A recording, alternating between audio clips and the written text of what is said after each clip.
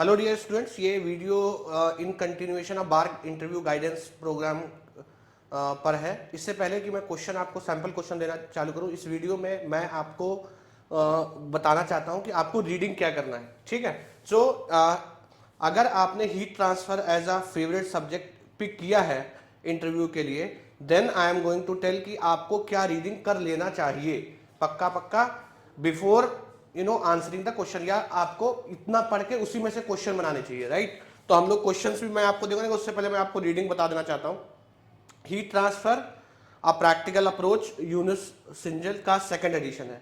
तो भैया इसका पीडीएफ डाउनलोड कर लेना। सेकंड एडिशन का रिस्पेक्ट में बता रहा हूं, कभी कभी थ्योरी में ज्यादा चेंज नहीं होता अगर एडिशन चेंज हो तो। देखो पहले मैं आपको बताता हूं कौन कौन सा चैप्टर आपके बहुत काम का है। देखो जब आप बार्क में जाते हो ना, तो आपसे दो तीन चीजें बहुत ज्यादा पूछा जाता है। सबसे पहला, कंडक्शन में टेम्परेचर प्रोफाइल। ठीक है, कंडक्शन के अंदर टेम्परेचर प्रोफाइल। ठीक है। और आपका कन्वेक्शन के अंदर इंटरनल फोर्स कन्वेक्शन। ठीक है।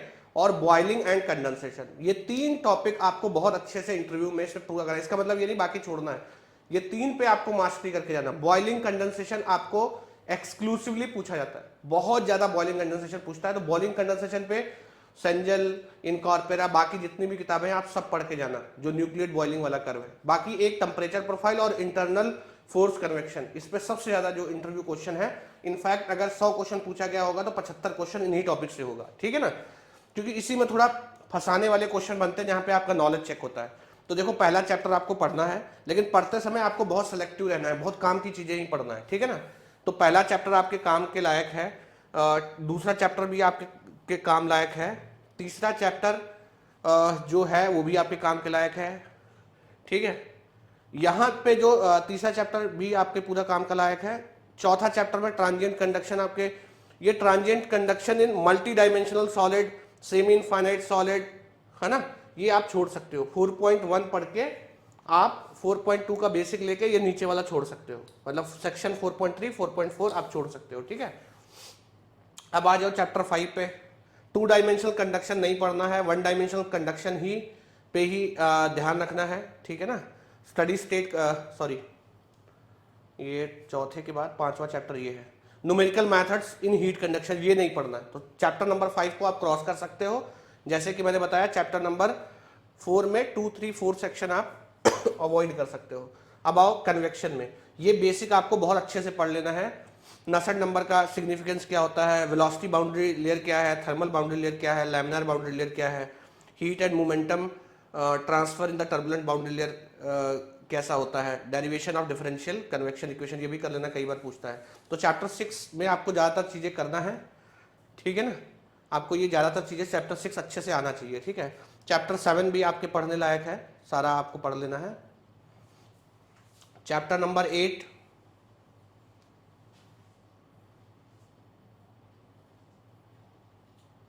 चैप्टर नंबर 8 भी आपके काम का है। चैप्टर नंबर 9 भी आपके काम का है। ठीक है। 10 मैंने बोला था बॉइलिंग एंड कंडेंसेशन, ये बहुत इंपॉर्टेंट टॉपिक है। इंटरव्यू में अगर आपसे एसटी चालू किया तो 90% चांस है कि वो बॉइलिंग एंड कंडेंसेशन पे आएंगे ही आएंगे। ठीक है ना।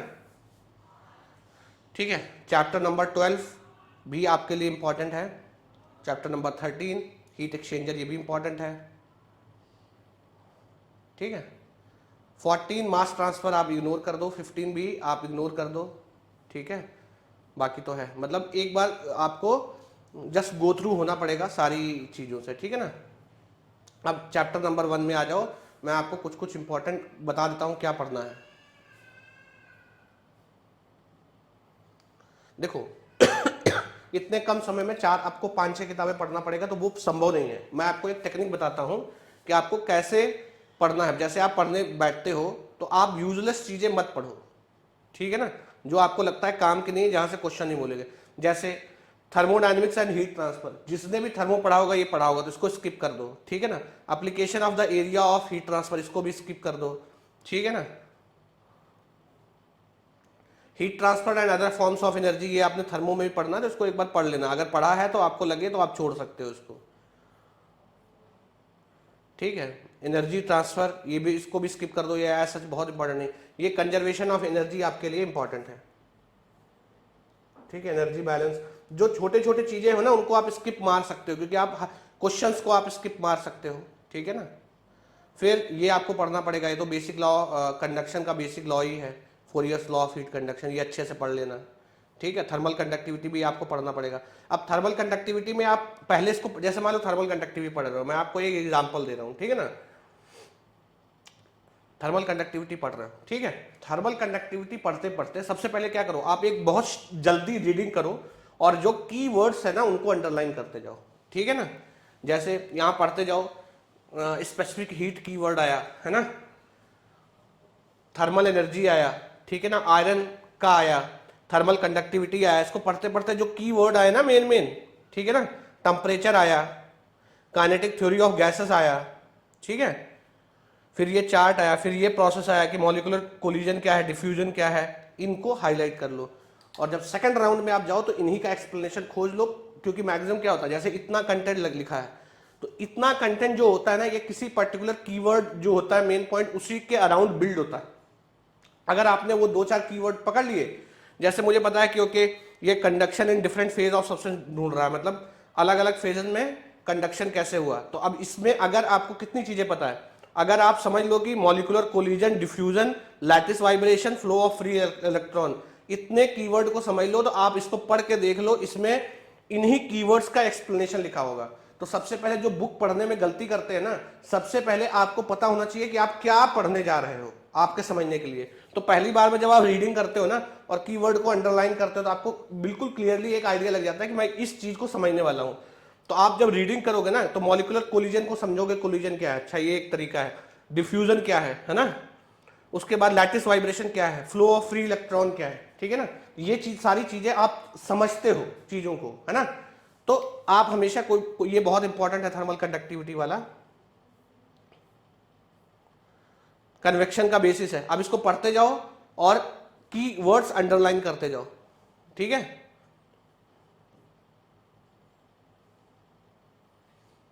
सेम चीज ये भी, रेडिएशन ये पढ़ना है, चैप्टर 1 आपको पूरा पढ़ना ही है लगभग, है ना। ये सारी चीजें आप इग्नोर कर सकते हो, ये सारी चीजें ना, ये सारी चीजें इग्नोर कर सकते हो। क्वेश्चंस वगैरह आप रीडिंग करना है आपको, बेसिक बेसिक, है ना।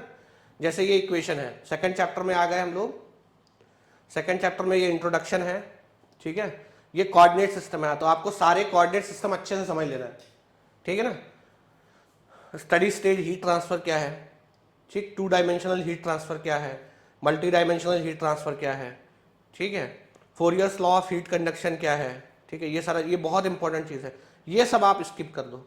ये फिर आपको 1 डायमेंशनल हीट कंडक्शन पढ़ना है, ठीक है। जनरल हीट कंडक्शन इक्वेशन ये भी आपको पढ़ना है। ये सारे डेरिवेशन कर लेना, ये डेरिवेशन पूछते हैं। स्फेरिकल कोऑर्डिनेट सिस्टम में ये भी पढ़ना है।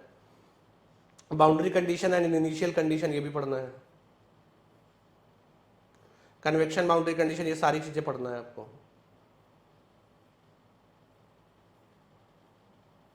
अब ये सारी चीजें आप स्किप कर सकते हो। पढ़ने के बाद आपको इस एरिया से क्वेश्चन डिजाइन करना है, ठीक है। ये वॉल्यूमेट्रिक हीट जनरेशन ये भी पढ़ना है। इसमें बहुत सारी चीजें जब आप पढ़ोगे तो अब आपको ऑलरेडी पता, ये सारी चीजें आप स्किप कर सकते हो।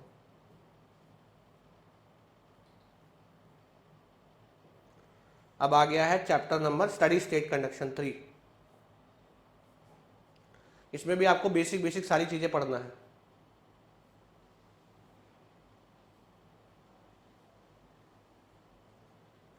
ये सारी चीजें आपको पढ़ना है, क्योंकि ये शुरुआती है ना, इसमें कुछ भी स्किप करने वाला है नहीं, ये सारी चीजें पढ़ने वाली हैं। और ये आपने पढ़ रखा है, देखो पढ़ते समय आपको लगता है कि ये वाला कॉन्सेप्ट मैंने सीख रखा है, तो आप उसको स्किप भी कर सकते हो, क्योंकि आप पूरा एक एक वर्ड बाय वर्ड पढ़ोगे तो पढ़ नहीं पाओगे।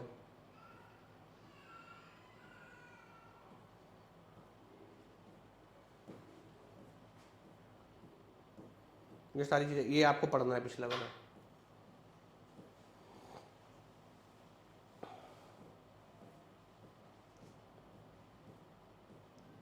ये क्वेश्चन सारे आप, क्रिटिकल रेडियस ऑफ इंसुलेशन का कॉन्सेप्ट बहुत अच्छे से पढ़ना है, इंटरव्यू में बहुत पूछा जाता है, ठीक है ना। तो ये सारा पढ़ना है आपको। ये जो थ्योरी वगैरह है, ये सारा चीजें आप इग्नोर कर देते हैं। इग्नोर करोगे तो जितने पेजेस हैं वो 1/3 हो जाएंगे। आप फिन्स आपको अच्छे से पढ़ना है, जो जो डेरिवेशन आपने कर लिया है उसको करके छोड़ देना है, बाकी इसको समझना है अच्छे से।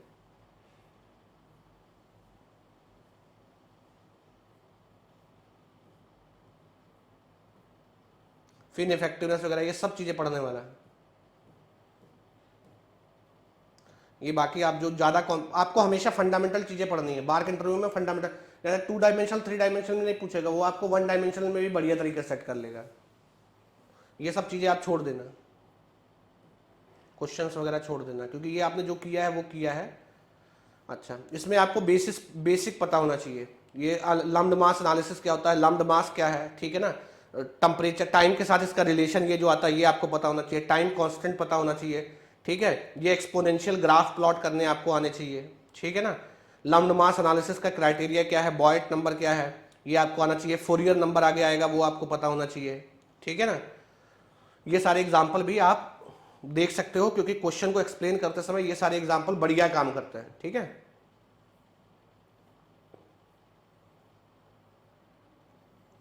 ये आप चाहो तो स्किप कर सकते हो, एक बेसिक आइडिया लेके कि टेम्परेचर प्रोफाइल कैसा बनता है, इसको आप छोड़ सकते हो, है ना। इतना डेप्थ में वो लोग पूछता नहीं है, आपका बेसिक जो अंडरस्टैंडिंग है वो चेक किया जाता है, तो आप इसको चाहो तो इग्नोर भी कर सकते हो। हेजलर चार्ट वगैरह आप छोड़ सकते हो। टाइम हो तो आप एक बेसिक आइडिया ले लो, बट अगर नहीं टाइम है तो यू कैन स्किप।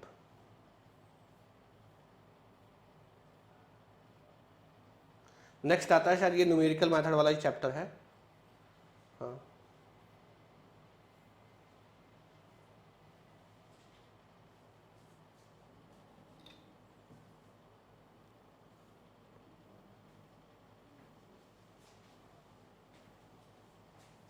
तो ये सारी जितनी चीज़ें हैं ये आप छोड़ दो। देखो न्यूमेरिकल न्यूमेरिकल मेथड आप हमें तो छोड़ दो।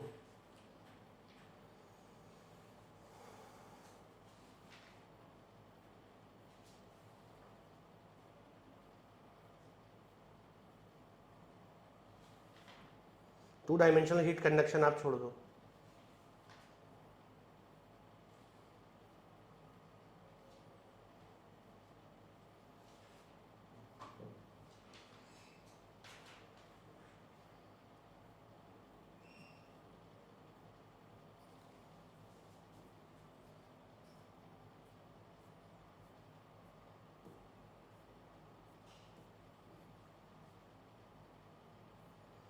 ठीक है, ये कन्वेक्शन ये बेसिक अच्छे से पढ़ लेना, फंडामेंटल ऑफ कन्वेक्शन, कन्वेक्शन होता कैसे है, कन्वेक्टिव हीट ट्रांसफर कोफिशिएंट क्या है, नसेट नंबर क्या है, ये जो रिलेशन निकालते हैं हीट ट्रांसफर कोफिशिएंट का ये क्या है, नसेट नंबर का फिजिकल इंटरप्रिटेशन क्या है, ये सब पढ़ना है। ये क्लासिफिकेशन ऑफ फ्लूइड फ्लो आप चाहो तो पढ़ सकते हो, चाहो तो स्किप कर सकते हो, इससे ज़्यादा क्वेश्चन नहीं बनता। देन ये thermal boundary layer and hydrodynamic boundary layer बहुत अच्छे से, वेलोसिटी बाउंड्री लेयर का दूसरा नाम हाइड्रोडायनेमिक बाउंड्री लेयर भी होता है, आप इसको आपको अच्छे से पढ़ना है, ठीक है ना। सरफेस शियर स्ट्रेस ये भी अच्छे से पढ़ना है। थर्मल बाउंड्री लेयर ये भी आपको अच्छे से पढ़ना है फिलहाल, ठीक है ना। लैमिनार टर्बुलेंट फ्लो ये भी अच्छे से पढ़ना है। टर्बुलेंट फ्लो आप छोड़ सकते हो, टर्बुलेंट फ्लो से बहुत क्वेश्चन कभी पूछता नहीं है, ठीक है ना। बाकी ये आपको पढ़ना पड़ेगा, बाउंड्री लेयर अप्रॉक्सीमेशन आपको पढ़ना पड़ेगा।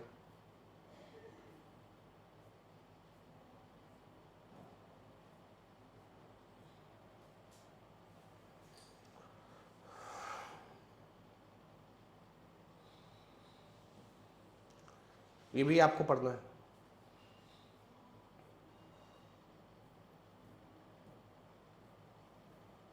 इसके बाद ये छोड़ सकते हो, उसके बाद क्वेश्चन वगैरह है, ये तो बेसिक एक बार रीडिंग करना है ना। ये आपको सारा बेसिक चीज़ इसका बहुत इंपॉर्टेंट है कन्वेक्शन का। नेक्स्ट चैप्टर है ये, है ना, friction, drag and external force convection होगा, चैप्टर नंबर 7। हाँ, ये आपको पढ़ना है सारा, ड्रैग वगैरह। ये रिलेशंस आप चाहो तो याद अगर आपको है तो ठीक है, नहीं तो बहुत ज़्यादा नहीं पूछता है। रिलेशंस आपको याद नहीं रखना है, फॉर्मूला याद नहीं रखना है।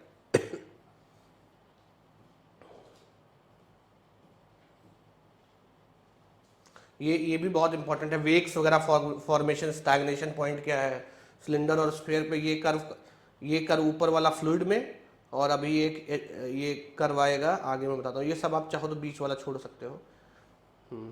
ये हीट ट्रांसफर कोफिशिएंट का ये this curve is very important, GATE पे भी क्वेश्चन आता है और यहाँ भी आपसे पूछा जाएगा।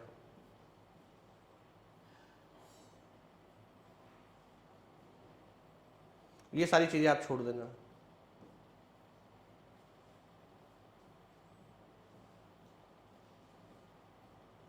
ये सारी चीज़ें आप छोड़ देना।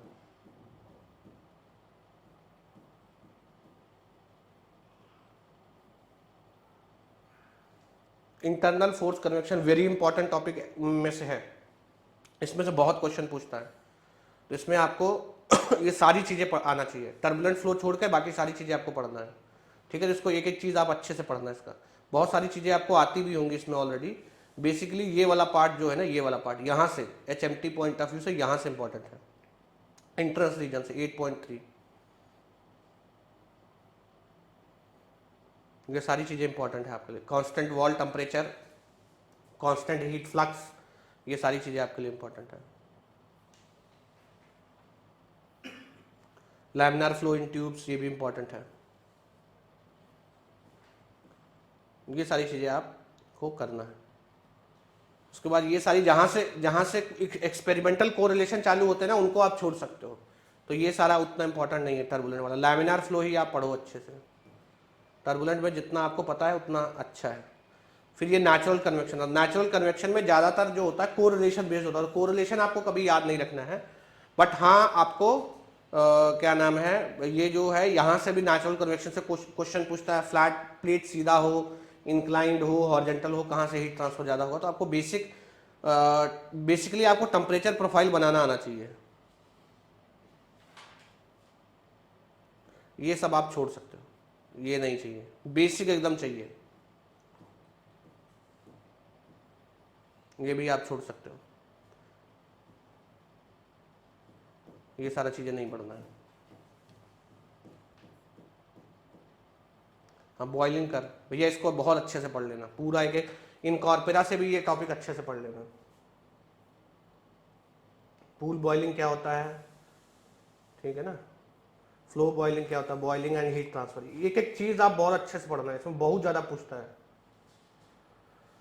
ठीक है। अगेन फंडामेंटल की जरूरत है, ये एक्सपेरिमेंटल कोरिलेशंस की जरूरत नहीं है। फ्लो बॉइलिंग आपको पढ़ना है अच्छे से, थ्योरी पढ़ना है, ठीक है ना। ये बेसिक इक्वेशंस आप देख सकते हो।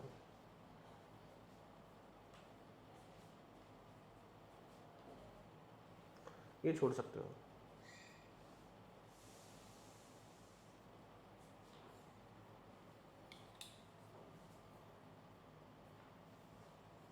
ये सारे क्वेश्चंस आप छोड़ दो।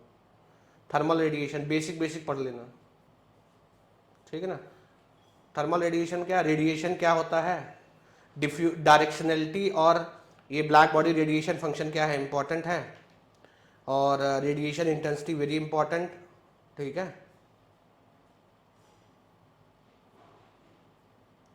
ये सारा चीज़ें, रेडियोसिटी, स्पेक्ट्रल क्वांटिटीज, ये सारा इंपॉर्टेंट है। तो उसका थ्योरी अच्छे से देख लेना, सारे प्रकार की एमिसिविटी, ये सब मैंने पढ़ा रखा है। आप चाहो तो मेरा वीडियो देख सकते हो, जो हीट ट्रांसफर का कोर्स है उसमें मैंने अच्छे से पढ़ा रखा है सब।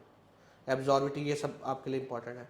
यहाँ से ये आप जो ट्रांसमिसिविटी और एब्जॉर्बिटी है, तो ये चाहो स्किप कर सकते हो, इस पर उतना नहीं पूछता है, ज़्यादातर एमिशन पे क्वेश्चंस रहता है। फिर ये आप बेसिक आना चाहिए। अब आपको क्वेश्चंस नहीं आना चाहिए, व्यू फैक्टर क्या होता है, उसका इंटरप्रिटेशन क्या है, दो बॉडी है तो उसके बीच में कैसे, ठीक है ना, दो बॉडी है तो उसके बीच में कैसे रेडिएशन हीट ट्रांसफर होगा। क्वेश्चन नहीं लगाना है, आपको कॉन्सेप्ट सीखना है, ठीक है ना। इसमें तो हो जाएगा, ज़्यादा देंगे आपको, थोड़ा बॉइलिंग कंडेंसेशन में टाइम देना पड़ेगा, बाकी सारी चीज़ें हो जाएगा। बाकी आप हीट एक्सचेंजर में बेसिक्स पढ़ लो,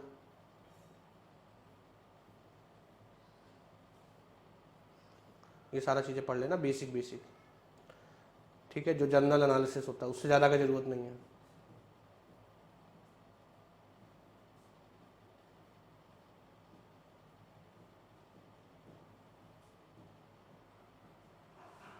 इफेक्टिवनेस मैथड ये पढ़ना है ना, इफेक्टिवनेस के रिलेशन और बेसिक। इसके बाद ये सारा स्किप कर सकते हो, ये आप स्किप कर दो। ये मास ट्रांसफर आ गया आई थिंक, तो इसकी ज़रूरत नहीं है। देखने में बहुत ज़्यादा लग रहा है, 13 चैप्टर तक हम लोगों ने किया है, 1-2 चैप्टर स्किप किए हैं, 10-12 चैप्टर लग रहे हैं। लेकिन हर चैप्टर में अगर आप ढंग से अच्छे से पढ़ोगे ना की चीज़ें देख के, तो मुझे ऐसा नहीं लगता है कि आपको 100 पेज 125 पेज से ज़्यादा का रीडिंग करना पड़ेगा। और वो 100-125 पेज अगर आपको बेसिक आइडिया है तो आप इसको एक दिन में कर सकते हो। तो ये रीडिंग कर लीजिएगा, फिर टॉपिक इंडिकेट करते हुए मैं आपको क्वेश्चन दूंगा कि इस टॉपिक से ये क्वेश्चन है, ठीक है ना। तो इससे क्या होगा कि आपकी रीडिंग भी चेक होगी। मैं बताऊंगा, जैसे मैंने ये एक सैंपल क्वेश्चन दिया, इस सेक्शन को पढ़ के आप आंसर दे सकते थे, तो आप सेक्शन को पढ़ेंगे तो आपका जो एबिलिटी टू कॉम्प्रीहेंड द जो और एबिलिटी टू कॉम्प्रीहेंड कोई पैसेज को है वो आपका बढ़ेगा। रीडिंग कॉम्प्रीहेंशन इसीलिए तो पूछा जाता है कि आप पढ़ के किसी चीज से कितना समझ पा रहे हो, ठीक है ना। तो ये आज मैं इतने रखता हूँ, आप इसका रीडिंग कंप्लीट कर लो as soon as possible, and I will start sample question from next video onwards heat transfer पे। तो अब से डेली आपको वीडियो मिलेगा, 1 से 2 video on interview guidance programme, ठीक है ना। तो आप लग जाइए, इसको रेगुलरली फॉलो करिए, तो आपका इंटरव्यू में आपको काफ़ी हेल्प होने वाली है, ठीक है ना। Thank you, bye bye.